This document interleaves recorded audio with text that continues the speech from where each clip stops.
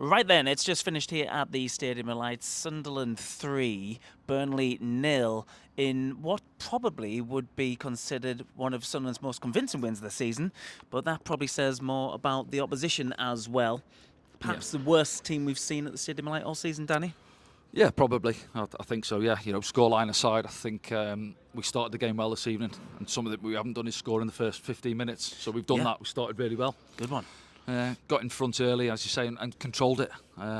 They were disappointing, Burnley. We've got to be honest. And for the side who are, trying to keep themselves in the Premier League, Scott Parker will be gutted really with the levels. If you're not quite at it, at least put a few challenges in. But it was too easy, and it was almost like a training game at times. And they can't argue getting back on the coach there, Burnley, that we were worthy winners and 3-0. Yeah, probably as a result of that is a fair result. Habib Diarra heavily involved, particularly in that first half. His legs made the difference, I think, in the midfield, didn't they, this evening? Yeah, coming back in. He's been out for a while, hasn't he? After that injury, went away with AFCON and then come back and back into the starting lineup this evening. The first goal, I think, has gone down Twanzebe own goal. Yeah. A little bit harsh. We haven't seen it back. It may be a deflection, but he'll want to claim it. But it wasn't long after, was it? He's got his second anyway. So no, just his running power in there. Siddiqui in there. Obviously, Granit Xhaka being out. You're looking for the lads to step up after the disappointing one at West Ham last time out, and they've certainly done that. And you said that the few players coming on from the game from West Ham wanted a point to prove. Trey Hume being one of them as well. Gets a captain's armband again. Leads by example tonight, though, doesn't he? And someone who maybe didn't get the plaudits he deserved tonight without a goal, Brian Brobby. Yeah. No, again, people around us chatting about a man of the match. Enzo Lefebvre, the distance he covers off the ball. Not, you think of Enzo and his sort of playing in the 10, his technical ability, but what he does off the ball is fantastic for the team. As you say, Brian Brobby, nightmare for centre-backs, big and strong, backing in, just ragging people off him at times. And, almost making them look like little boys. And, you got centre-backs there, big, strong lads as well. He deserved a goal, didn't get one, of course. But, yeah, it's hard to single anyone out, really. When you throw in 4, 5, 6 names in for man of the match, then obviously it's a good team performance. Tell you who did get a goal, though, in the second half, and that was Chemsdean Talby. What a finish. Cutting inside from that far side. And then... beautiful.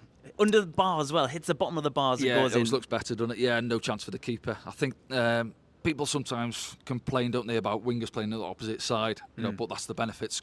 Right foot playing on the left, and it opened up. They could have defended it better, of course. Burnley show him down the line. They don't allow him inside. But without strike, no chance for Dubravka. And that capped it off, really. Again, Talby coming back into the starting lineup as well. Difficult for him at the first half, especially up against Kyle Walker. We've missed him during AFCON as well, haven't we? Yeah, but the energy he brings as well, and he goes pressing on the far side. So to cap that off again, coming back in, as you say, the lads who have been away, coming back in and contributing. So Sunderland go back up to 8th in the Premier League, Danny, and a big test away this weekend coming. Arsenal on the road. Doesn't get harder than that. We spoke to Robin Roefs afterwards, and we said, will he be doing extra drills on the set pieces, considering Arsenal's record of set pieces? And he says, no, we already do lots of that. Of them, A clean sheet for Robin Roefs, and after the game, he said, well, I didn't have anything to do. Yeah, and credit to the boys in front of him. Again, Ballard, Alderete, exceptional.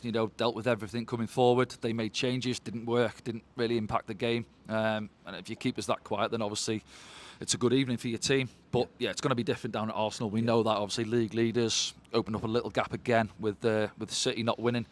But the ball's coming into his 6-yard box. He's got to stand up at the weekend and be counted and claim everything that comes out. And obviously the lads in front of him help him out as well. Yeah, well, stranger things have happened in the Premier League in recent weeks, so it's not out the realms of possibility that we couldn't go somewhere like that and possibly get a result. But we shall see.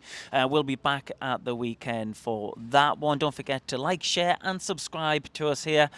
We still don't know actually what we're trying to do or what we're trying to achieve, but we understand that some of you really enjoy this content. So thanks very much for subscribing and sharing. And have a good week, and we'll see you soon. See you soon.